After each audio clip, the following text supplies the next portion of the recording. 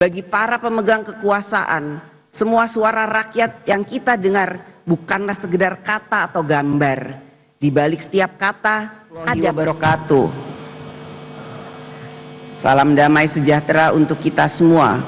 Om Swastiastu, Namo Buddhaya, salam kebajikan. Yang saya hormati Presiden Republik Indonesia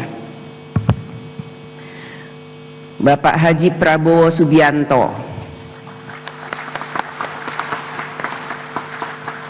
yang saya hormati Wakil Presiden Republik Indonesia Bapak Gibran Raka Buming Raka beserta Ibu Selvi Ananda Putri. Yang saya hormati Presiden Republik Indonesia ke-6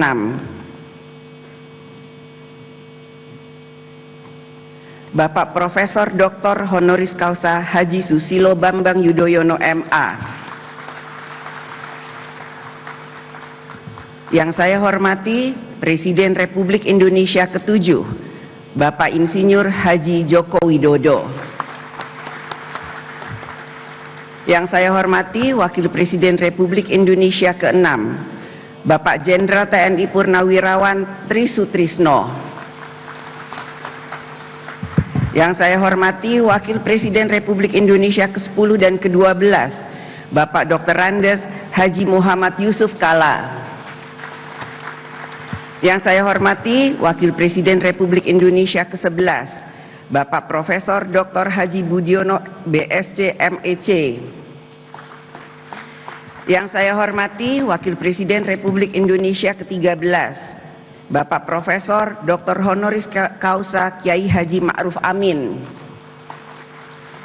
Yang saya hormati Ibu Dr. Honoris Causa Dr. Randa Hajah Sinta Nuria Abdurrahman Wahid M.Hum.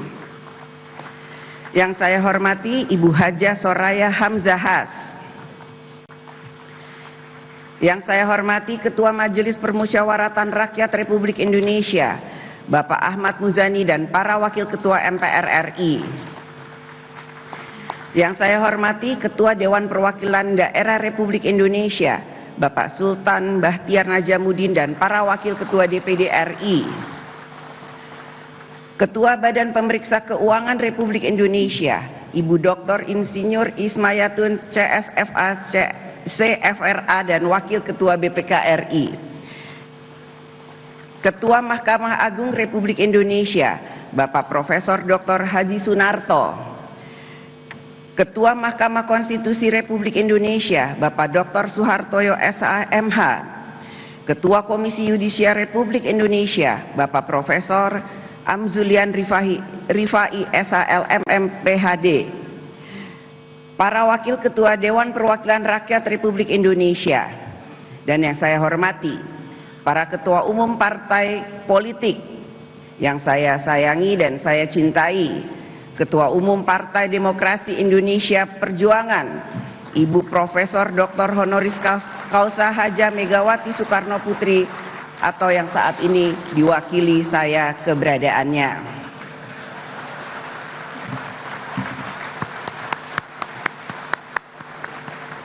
Yang saya hormati Ketua Umum Partai Golongan Karya Bapak Dr. Bahlil Lahadiah. Yang saya hormati Ketua Umum Partai Gerindra Bapak Haji Prabowo Subianto. Yang saya hormati Ketua Umum Partai Nasional Demokrat Bapak Dr. Honoris Causa Dr. Andes Haji Surya Dharma Paloh. Yang saya hormati Ketua Umum Partai Kebangkitan Bangsa Bapak Dr. Honoris Causa Dr. Andes Haji Abdul Muhaimin Iskandar MSI. Yang saya hormati Presiden Partai Keadilan Sejahtera Bapak Dr. Haji Al-Muzamil Yusuf MSI. Yang saya hormati Ketua Umum Partai Amanat Nasional Bapak Dr. Honoris Causa Haji Zulkifli Hasan SEME. Yang saya hormati Ketua Umum Partai Demokrat Bapak Haji Agus Harimurti Yudhoyono MSc MPA MA. para anggota MPR RI, DPR RI, dan DPD RI yang mulia, para duta besar negara sahabat. Pada kesempatan ini hadir pula para ketua parlemen negara ASEAN. Yang pertama, His Excellency Tan Sri Dato Dr. Johari Abdul, President of AIPA, Speaker of the House of Representatives Malaysia. Yang kedua, Her Excellency Maria Fernanda Lei, Speaker of National Parliament Democratic Republic of Timor-Leste. Yang ketiga, His Excellency Syah Kiang Peng, Speaker of Parliament Republic of Singapore. Yang keempat, His Excellency Pehin Orang Kaya Sri Lela Dato Sri Setia Awang Haji Abdurrahman bin Dato Setia Haji Muhammad Taib.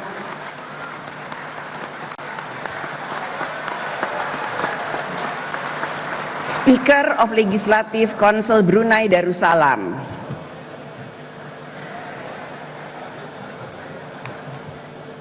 Para Menteri Kabinet Merah Putih, Panglima TNI, Kapolri, dan Jaksa Agung, para perwakilan teladan dari seluruh Indonesia, para insan pers, media cetak dan elektronik, para undangan yang berbahagia, serta seluruh rakyat Indonesia yang kami muliakan.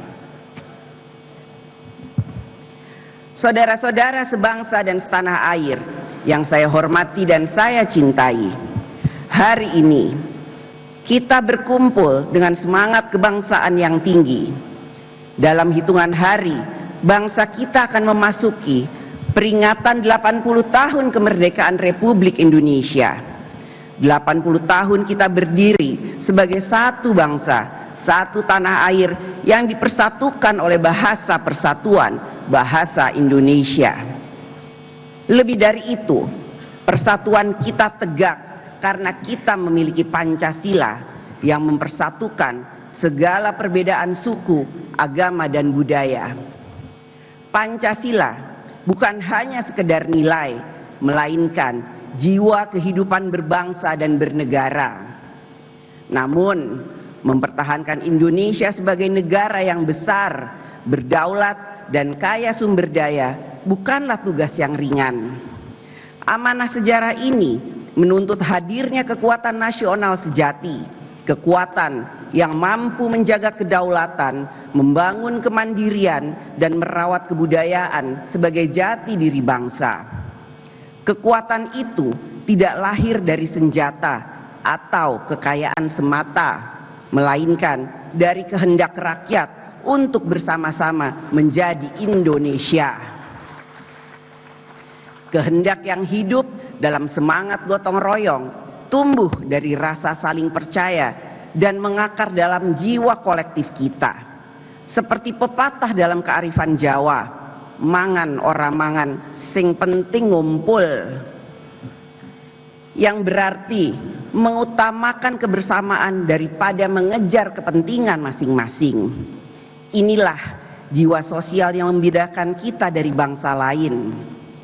Kebersamaan itu kemudian diperkuat dalam konstitusi dan dijelmakan sebagai prinsip dasar negara kita, kedaulatan rakyat. Rakyat berdaulat atas kekuasaan negara, rakyat berdaulat atas sumber daya alam, rakyat berdaulat atas budaya bangsa. Inilah panggilan sejarah kita hari ini, menegakkan keadilan rakyat sebagai fondasi kekuatan nasional, agar setiap kebijakan, setiap langkah, dan setiap keputusan negara benar-benar berpulang pada kehendak rakyat. Hadirin sidang yang saya hormati dan muliakan, demokrasi kita berakar kokoh pada sila keempat Pancasila, kerakyatan yang dipimpin oleh hikmat kebijaksanaan dalam permusyawaratan perwakilan.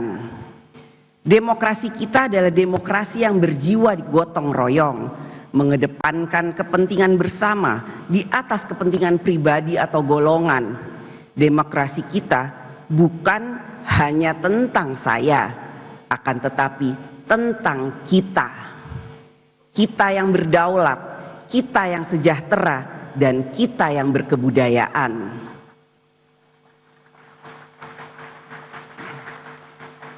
Demokrasi Pancasila menempatkan musyawarah sebagai proses utama dan hikmat kebijaksanaan sebagai sumber pikiran dan nurani dalam setiap pengambilan keputusan, sehingga membawa kebaikan bagi seluruh rakyat dan tidak meninggalkan siapapun di belakang.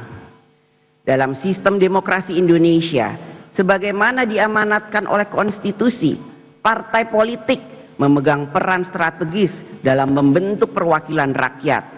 Partai politik bukan sekedar kendaraan menuju kekuasaan, tetapi jembatan antara rakyat dan negara. Dari partailah wakil rakyat dilahirkan, dari partailah presiden dan kepala daerah diusung. Oleh karena itu, partai politik memikul tanggung jawab besar sebagai soko guru kedaulatan rakyat.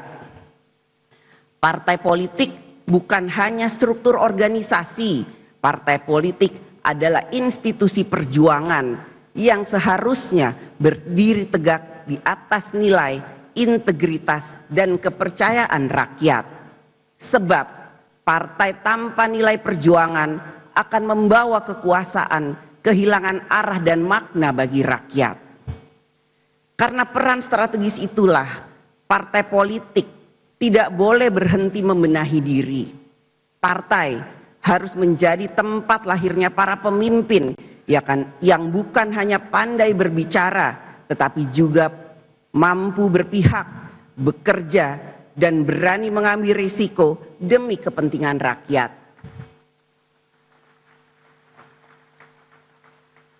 Namun, keberhasilan partai politik dalam menjalankan perannya sangat bergantung pada sistem yang menjadi wadahnya. Sebaik apapun visi dan integritas partai, jika sistem politik, khususnya sistem pemilu, tidak mendukung terwujudnya kedaulatan rakyat secara nyata, maka suara rakyat berisiko terdistorsi. Sistem pemilu kita sebagai sarana utama membentuk perwakilan memang belum sepenuhnya sempurna. Tantangan kita adalah memastikan bahwa sistem ini benar-benar mendekatkan kehendak rakyat dalam menempatkan wakil-wakilnya dan memilih pemimpinnya. Saat ini, demokrasi dalam pemilu kita selain ditentukan oleh garis tangan, juga sering dipengaruhi oleh campur tangan dan buah tangan.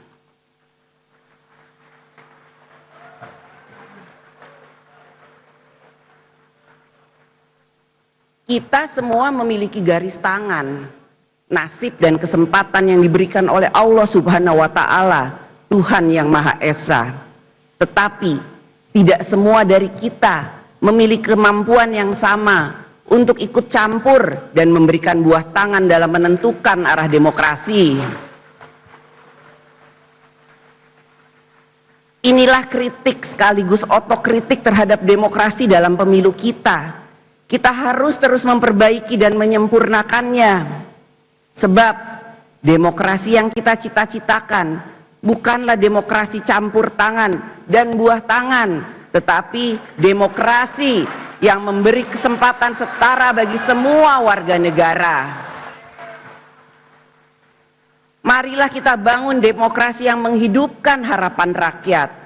Demokrasi yang tidak berhenti di bilik suara, tetapi terus tumbuh di ruang-ruang dialog, di dapur rakyat, di balai desa, hingga di gedung parlemen, agar setiap keputusan lahir dari kesadaran bersama, bukan hanya kesepakatan segelintir elit.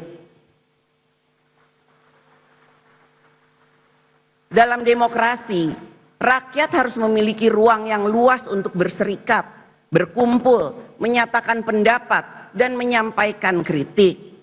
Ini, kritik rakyat hadir dalam berbagai bentuk yang kreatif dan memanfaatkan kemajuan teknologi, khususnya media sosial sebagai corong suara publik. Ungkapan tersebut dapat berupa kalimat singkat seperti kabur saja dulu, sindiran tajam, Indonesia gelap, lelucon politik, negara Konoha, hingga simbol-simbol baru seperti bendera One Piece dan banyak lagi yang menyebar luas di ruang digital. Fenomena ini menunjukkan bahwa aspirasi dan keresahan rakyat kini disampaikan dengan bahasa zaman mereka sendiri. Bagi para pemegang kekuasaan, semua suara rakyat yang kita dengar bukanlah sekedar kata atau gambar. Di balik setiap kata ada pesan, di balik setiap pesan ada keresahan, dan di balik keresahan itu ada harapan.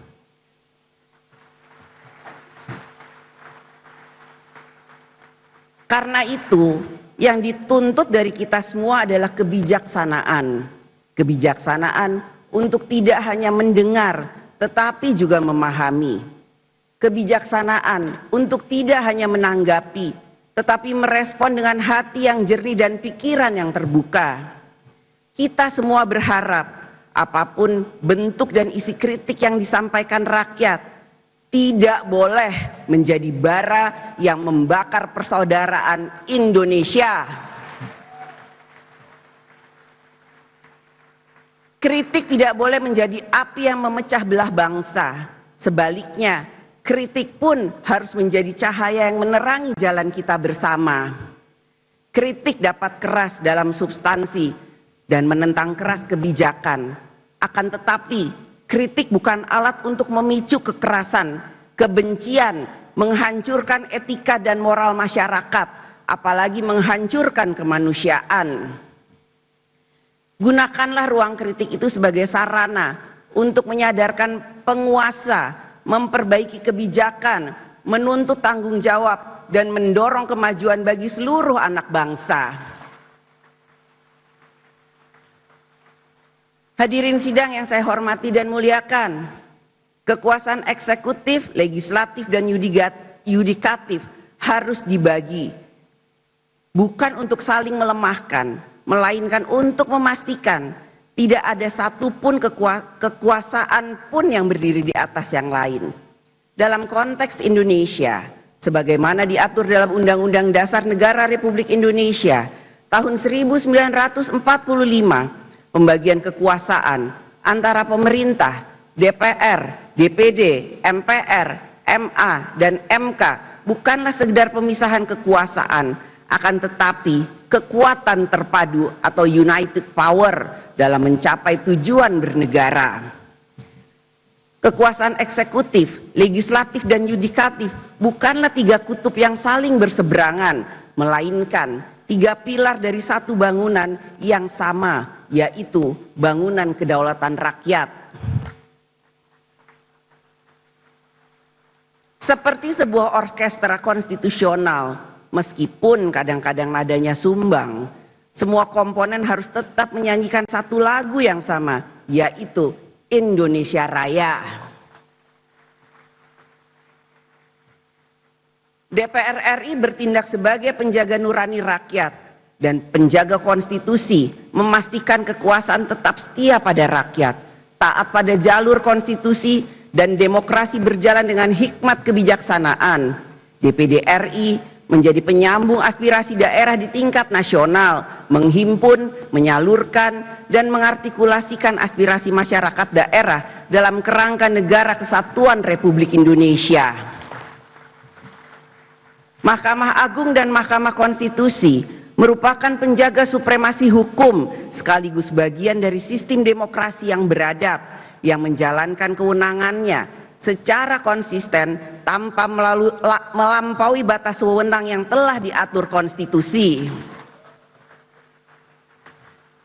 Oleh karena itu, DPR RI dalam menjalankan fungsi legislasi, pengawasan, dan anggaran bukanlah bertujuan untuk melemahkan pemerintah. Sebaliknya, fungsi-fungsi itu dijalankan untuk memastikan bahwa setiap kebijakan pemerintah berpihak pada rakyat serta selaras dengan konstitusi. DPR RI dan pemerintah adalah mitra konstitusional dalam menjalankan amanat Undang-Undang Dasar Negara Republik Indonesia 1945 dan seluruh peraturan perundang-undangan yang menjadi pedoman kehidupan berbangsa dan bernegara. Hadirin sidang yang saya hormati dan muliakan, kekuasaan selalu bersinggungan dengan realitas politik, gejolak sosial, tekanan ekonomi, dinamika global, dan berbagai tantangan lain yang hidup di masyarakat. Karena itu, kekuasaan bukan sekedar urusan organisasi atau kewenangan. Kekuasaan adalah soal bagaimana kekuasaan dijalankan dengan nilai, dengan etika, dan dengan tanggung jawab nyata kepada rakyat. Kekuasaan adalah alat, bukan tujuan. Alat untuk menghapus kemiskinan, memajukan keterbelakangan, dan memberi kepastian hidup yang lebih layak bagi seluruh rakyat Indonesia. Dengan segala sumber daya yang dimiliki, mulai dari birokrasi, anggaran, sumber daya alam, hingga kewenangan, rakyat menaruh harapan besar bahwa negara akan selalu hadir secara nyata. Hadir bukan hanya di baliho, bukan hanya di pidato, tetapi hadir di sawah, di sekolah, di rumah sakit, dan di kampung-kampung yang menanti keadilan sosial. Inilah mandat utama bagi kita semua, para pemegang amanat kekuasaan, baik eksekutif, legislatif maupun yudikatif, yaitu menghadirkan kebijakan negara yang benar-benar melayani dan menyejahterakan rakyat. Bagi rakyat yang membutuhkan kehadiran negara dalam menyelesaikan persoalan hidupnya, menunggu satu hari saja terasa sangat lama. Tetapi bagi kita, para pemangku kekuasaan di DPR RI dan di pemerintah, membahas dan mencari solusi atas persoalan rakyat seringkali berlangsung berhari-hari, berbulan-bulan, bahkan bertahun-tahun. Akibatnya, rakyat harus menunggu. Jangan biarkan rakyat menunggu. Negara harus hadir secepat mungkin dalam menyelesaikan urusan rakyat.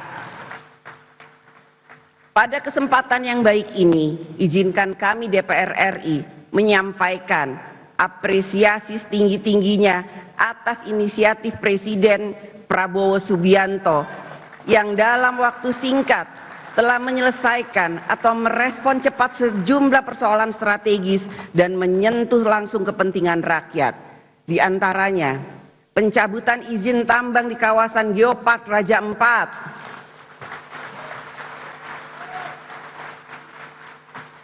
penyelesaian sengketa tapal batas pulau antara Aceh dan Sumatera Utara, kebijakan pembelian gabah petani dengan harga yang layak, dan berbagai kebijakan lain yang dijalankan melalui program Astacita. Respon cepat ini patut diapresiasi karena mencerminkan keberpihakan pemerintah pada kepentingan rakyat. Namun akan lebih baik jika langkah-langkah tersebut merupakan hasil dari perencanaan matang dan cermat sehingga menjadi bagian dari kinerja reguler pemerintah. Kedepan, rakyat tentu mendambakan agar masalah-masalah lain yang berada di luar kemampuan mereka dapat diselesaikan pemerintah dengan cepat.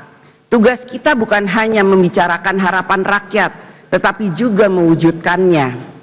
Pemerintah dalam menjalankan kekuasaannya harus senantiasa mawas diri, sebab kekuasaan sejatinya adalah untuk melayani, membantu, dan memberdayakan rakyat.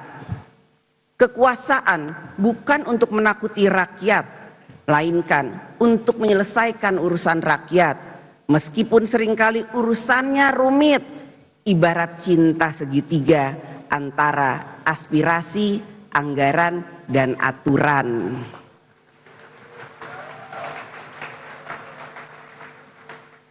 Namun, serumit-rumitnya cinta segitiga itu selalu ada saja jalan untuk menemukan solusi yang terbaik bagi bangsa dan negara. Walaupun kadang terasa pedih, kadang patah hati, tetapi ya kita harus move on.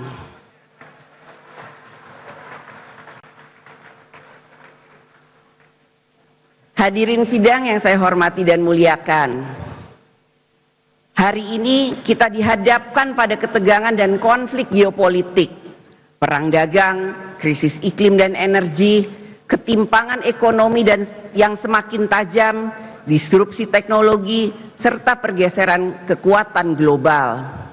Indonesia, seperti banyak negara lainnya, berada di dalam pusaran global tersebut. Karena itu, kita harus memiliki pijakan yang kokoh dan arah yang jelas dalam memenangkan kepentingan bangsa dan negara. Kita memerlukan pondasi kedaulatan, kemandirian dan kebangsaan agar kita mampu berdiri tegak di tengah perubahan dunia tanpa kehilangan cita-cita dan jati diri bangsa. Pondasi kedaulatan tidak hanya berarti menjaga batas wilayah, tetapi juga memastikan arah kebijakan luar negeri dan ekonomi nasional ditentukan secara mandiri. Dalam dunia multipolar saat ini, Indonesia harus menempatkan diri secara strategis untuk memperjuangkan kepentingan nasional di forum-forum internasional, mulai dari isu lingkungan, ekonomi, geopolitik, perdagangan global, hingga tata kelola dunia yang lebih adil. Memperkuat pondasi kemandirian bukan berarti menutup diri dari dunia, melainkan membangun kekuatan domestik agar tidak rapuh menghadapi tekanan eksternal. Kemandirian ini menuntut langkah nyata, membangun kemandirian pangan, energi, manufaktur, dan teknologi strategis. Kemandirian nasional bukan sekedar soal infrastruktur dan modal, tetapi juga kualitas manusia yang menggerakkannya.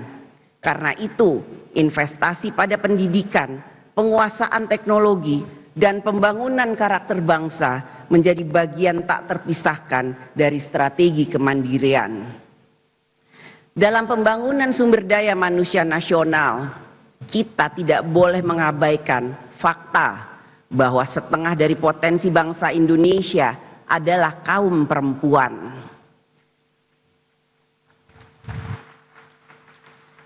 Data Badan Pusat Statistik atau BPS tahun 2024 menunjukkan 49% penduduk Indonesia adalah perempuan. Dalam era pembangunan inklusif, keberadaan dan kontribusi perempuan harus ditempatkan bukan hanya dalam kerangka hak asasi manusia, tetapi juga sebagai prasyarat keberhasilan pembangunan nasional. Hakikat pembangunan adalah membebaskan manusia dari belenggu ketidakadilan, kemiskinan, dan ketertinggalan. Karena itu, laki-laki dan perempuan harus sama-sama terbebas dari belenggu tersebut dan sama-sama meraih kesejahteraan. Bukan hanya laki-laki saja atau perempuan saja, tetapi laki-laki dan perempuan yang harus sejahtera. Saat ini, keterwakilan perempuan di DPR RI periode tahun 2024 sampai 2029 mencapai rekor tertinggi sepanjang sejarah, yaitu sekitar 21,9% atau 127 dari 580 anggota DPR. Ini adalah kemajuan yang patut diapresiasi. Namun masih jauh dari target ideal minimal 30% keterwakilan perempuan di lembaga legislatif, sebagaimana semangat afirmasi kesetaraan gender dalam politik Indonesia. Suara perempuan adalah nada asli yang ikut membentuk simfoni kehidupan bangsa. Tanpa nada itu, melodi peradaban akan kehilangan harmoni, hanya seperti denting yang tak pernah menjadi lagu.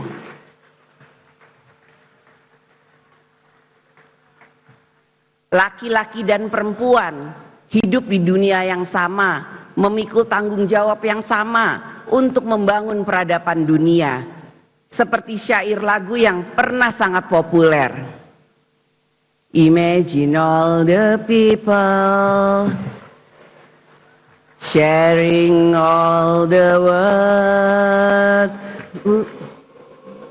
You may say I'm a dreamer, but I'm not the only one.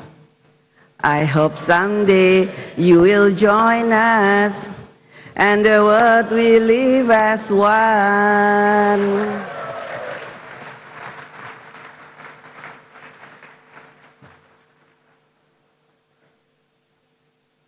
Begitulah seharusnya kita membayangkan tempat di mana perempuan dan laki-laki berbagi ruang, berbagi kuasa, dan berbagi tanggung jawab untuk kemajuan bersama. Perempuan juga berhak menduduki jabatan publik dan negara di semua tingkatannya.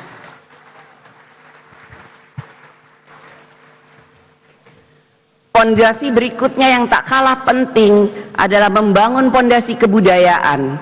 Kebudayaan bukan sekedar menjaga warisan masa lalu, melainkan juga sebagai upaya memperkuat jiwa kolektif yang menyatukan dan memberi arah moral bagi bangsa kita. Di tengah derasnya arus globalisasi nilai dan budaya asing, identitas bangsa kita tidak boleh luntur. Nilai-nilai luhur Pancasila, semangat gotong royong, serta Bhinneka Tunggal Ika adalah modal sosial terbesar yang kita miliki. Kita juga menghadapi tantangan terbesar yang berasal dari dalam diri kita yang harus kita taklukkan demi membangun kekuatan nasional yang kokoh dan berkelanjutan. Seperti yang pernah diingatkan oleh Bung Karno, perjuanganku lebih mudah karena melawan penjajah, tapi perjuanganmu akan lebih sulit karena melawan bangsamu sendiri. Di satu sisi, rakyat kita dengan segala keterbatasannya memiliki etos kerja yang luar biasa. Petani, nelayan, buruh, guru, ojek online, TNI, Polri, ASN, tenaga kesehatan di pelosok-pelosok negeri, mereka semua bekerja keras tanpa kenal lelah. Namun di sisi lain, kita menghadapi kenyataan pahit. Sebagian kecil masyarakat dengan segala kelebihannya justru mengeksploitasi rakyat dan sumber daya alam melalui praktek bisnis yang manipulatif, bisnis ilegal, tambang ilegal, judi online, narkoba, penyelundupan, dan lain sebagainya. Keuntungan mereka sudah melampaui batas rasionalitas ilmu ekonomi dan nilai peradaban. Presiden Prabowo Subianto menyebutnya dengan istilah tajam, serakah nomik.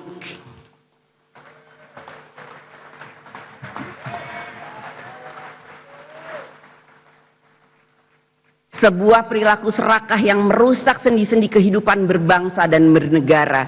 Ini adalah persoalan serius yang harus kita hadapi bersama.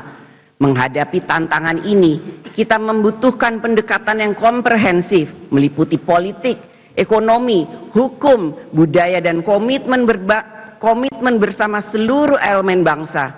Kita perlu menjalankan transformasi ekonomi dan keadilan sosial yang nyata, penegakan hukum yang tegas dan tidak pandang bulu, serta kerja kolektif dalam mewujudkan transformasi nasional. Dengan kebersamaan dan tekad bulat, kita yakin bahwa kita mampu memperkuat pondasi nasional yang akan menjadi kekuatan demi mewujudkan Indonesia yang adil, maju, dan berdaulat. Saudara-saudaraku sebangsa dan setanah air, tahun 2045 akan menjadi tonggak bersejarah saat Indonesia merayakan 100 tahun kemerdekaan. Perayaan ini bukan sekedar momentum ulang tahun, tetapi juga menjadi titik awal dari Indonesia emas, sebuah era kejayaan dan kemajuan bangsa yang kita impikan bersama.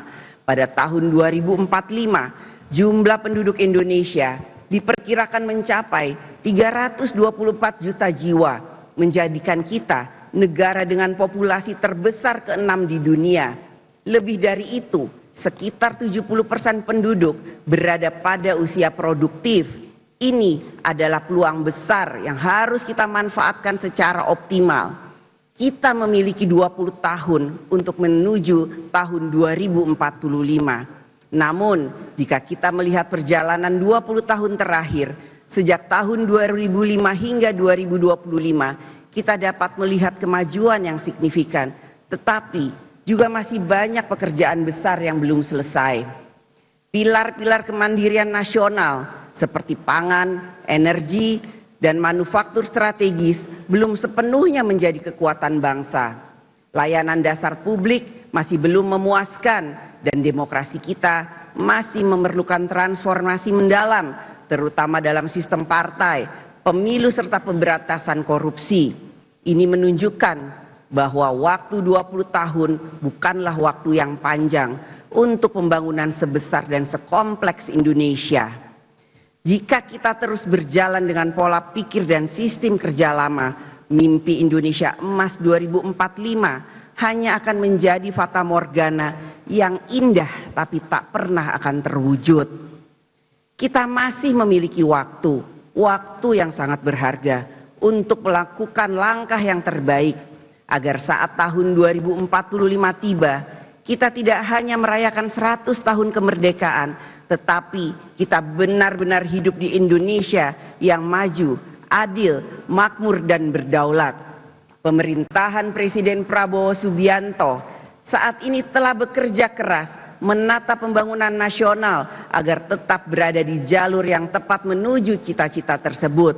DPR RI melalui fungsi konstitusionalnya sebagai mitra konstitusional pemerintah akan selalu ikut memastikan bahwa Indonesia menempuh jalan yang tepat untuk mencapai Indonesia Emas 2045.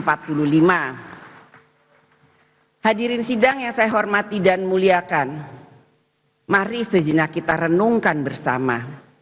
Ketika kita menatap wajah anak-anak di desa dan kota, terdengar suara riang mereka yang penuh harapan, tanpa tahu apa yang mereka hadapi di masa depan.